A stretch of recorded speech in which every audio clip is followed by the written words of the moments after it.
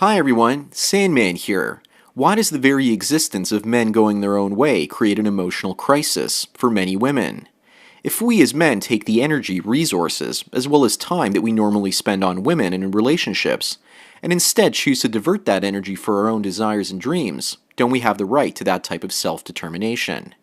And if we use our lives to accomplish things on our own, or just chill out, why shouldn't we have the right, without some woman throwing hissy fits directed at us and attempting to shame us back into relationships or marriages?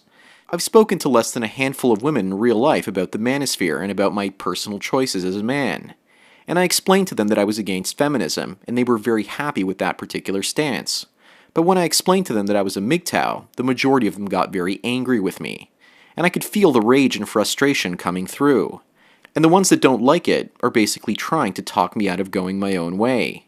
Most women in our society have a personal identity that is often tied directly to their value as sexual creatures.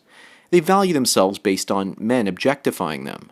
So if men reject the sexual identity of women, they are essentially telling women that they have no value.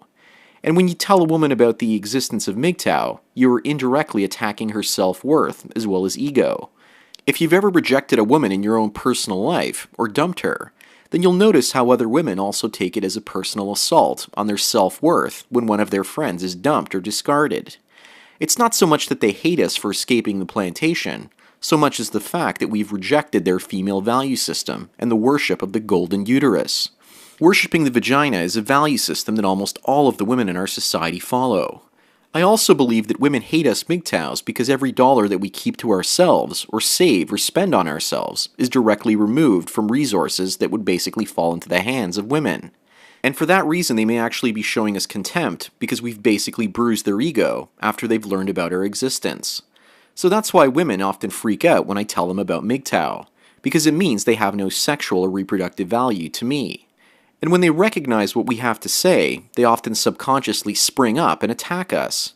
Right now, women, manginas, and white knights can insult us and call us losers or gay. But as our numbers grow, they will increasingly get pissed off and realize that we aren't going away. This would then be the shock and anger phase of grieving. But after their attempts to shame us back to the plantation fail, then they'll try to bargain with us at that point. They'll become increasingly sexually promiscuous and approach us more directly, and demand that we pay attention to them. Back when I was in high school, there was a girl that was seeking out my attention. She wanted me to put the moves on her, but I was too busy furthering my education to give her the time of day. So after about 4 months of dropping subtle hints, she had to know if I was interested in her. So she decided to bring a Playboy magazine to my philosophy class, and proceeded to read it there in front of me to see if I was actually interested in women. She couldn't understand why I wasn't interested. If she had basically come out and said, "I'm interested in you, and I basically want to go out for coffee," or something to that effect, then I probably would have said yes. But instead, she was a coward and unable to be direct. I tell you this story to make you aware of the idea that women would rather give up on a guy than ask him out themselves and risk rejection. But if a guy gives up on a woman, they have no recourse. There is no way to recover the damage to their egos if the guy says, "I'm asexual and not interested in either men or women." To them, this is very alien because they value themselves based on their sexual marketplace value. And MGTOW is not only about walking away from the marketplace, we're actually burning it to the ground. As more men identify as men going their own way and abandon their drug of choice, i.e. women, women will probably do everything they can to get male attention, short of being direct and asking a man out. Many of us men here agree that women are like a drug. But women are often unlike man-made drugs. A bottle of alcohol doesn't grow legs and stand in front of you the moment you stop paying attention to it.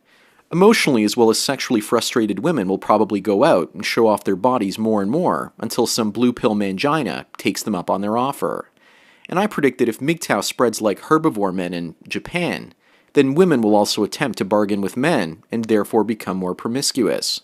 But when they finally accept the MGTOW phenomena for what it is, they will set up their own parallel movement. Today, some women are even becoming male space explorers by pretending to be men and going onto MGTOW forums and chatting with us and often criticizing us. But the truth is they will never be men, so for them to take on the identity of MGTOW is absolutely insane. In Japan, the herbivore movement has become so popular that it's inevitable that his counterpart, the dry fish lady, would actually start coming out of the woodwork. I think that women out of anger, fear, and desire to be like men going their own way will eventually create a movement of women going their own way. But the problem with this is who will pick up the tab at a restaurant, and how will women deal with the isolation? It's no secret that men are far more capable of dealing with isolation from the opposite sex than women are from dealing with the isolation from men. For most of our existence on this planet, women have always been the ones that were pursued by men, and they've basically evolved to receive that type of attention. It's like oxygen for many women. However, in Japan, I'm hearing that women are starting to want sex even less than men. But I wonder how much of that is basically a lie. And if it's not a lie, then it probably means that the dry-fish lady has become the most socially acceptable form of female behavior in that particular country. I also believe that one of the solutions for our current gynocentric culture is for the money and resources to enter into the hands of the MGTOWs. Imagine if we could actually make up the majority of wealthy individuals.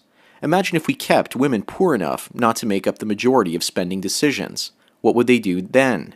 Sure, the economy would probably crash temporarily, but our priorities as a species and a culture would shift. But the odds of that happening are extremely slim, as a larger and larger percentage of women is making their way into the workforce, while male participation rates continue to fall. But I still believe that the solution on a personal basis is to gather a large sum of resources and money, and then free yourself from being a corporate drone, and instead use that money to do what you really want, or start your own business. After a man reaches that type of goal, then basically I believe that he should go out and help other male friends do the same. But this again is all wishful thinking, and doesn't really fit into the mindset of modern men. I got the idea for this video by looking at a Reddit post called, "So MGTOWs Got a Lot of Hate. Why?" And I'm now going to read to you my favorite reasons we get so much hate based on that Reddit post. This first post is from someone called Anal Carbuncle, and this is what he has to say. MGTOWs pose a problem for women. Many MGTOWs can be omegas, but every so often one of them will take that energy that he gets, that he basically spent on women, and use it to actually accomplish something big. Be it his career, or a hobby, i.e. stand-up comedy, combat sports, or professional gambling. Now you've got a high-status male, an alpha by virtue of his time and effort, a headliner, a black belt, a gambler at the last table in the World Series of Poker. This man is a threat to all the women in his circle, because not only is he refusing to give women access to his resources, all of the men under him are also getting less, and that means that their women are also getting less too. Another commenter called Mirandis had this particular line to say, "Women are social creatures, and they're designed that way. They talk nonstop and gossip and create social circles very easily. They do this because they need to and have always needed to for our entire history as a species. When it comes time to reproduce, for a woman, she needs a lot of resources and a stable environment to raise a child. She can't act like a man and wander wherever she wants. This makes women needing to rely on men and their resources to raise the kids and create a stable home for the entire family. And this is why our wallets are so attractive to them. They long to do what we say and desire to have a strong man in their lives. That is why male-only clubs are picketed and have so much hate. Women have an extremely strong programmed need to belong and be wanted. When we say we no longer want to have anything to do with them, or to basically become MGTOWs, it shows them a couple of different things. Number one, it rejects them. Due to their higher desire to be social creatures, women can't handle rejection very well. They need to fit in with the people around them. And two, it shows us as flawed males in their eyes. What kind of a man wouldn't want to be with a woman? And according to them, that shows that those men must be betas and should therefore be destroyed. No woman can tolerate a weak man. And the last comment I'm going to read is from Peter44, and here's what he has to say. Because most women still define themselves by reference to the male role in society, once men drop out of this frame of reference, then women can potentially lose a sense of what they are. The insecurity of this, the threat, is what they react to so badly. Closely followed by the fact, perhaps amongst the smarter ones, that they will have to face everything that men do, and women will actually have to make up and do all the shitty jobs that society and men currently do for free for them, and that scares the shit out of them. Anyways, I'm also including a link to that particular Reddit page in the description below so you can actually have a look at these posts as well as others for yourself. To end this video, I want to show everyone a podcast called The Exponential You, and I'm putting a link to it in the description below. The woman running the podcast contacted me and is actually thinking of inviting me to be interviewed on this particular podcast, but I don't know what her motivations are. She told me that she wants to help men because women are not the most positive people all of the time. And that sounds like a little bit of misogyny to me. What do you guys think? But I think that she's actually a female astronaut trying to explore male space. With regards to why women hate MGTOWs, my final thought was that they hate us because they can't control us. And that's probably the most basic reason, and probably the one with the most truth attached to it. Anyways, that's all I've got to say for today. Thanks again for taking your daily dose of red pills. So enjoy the rest of your day, and cheers.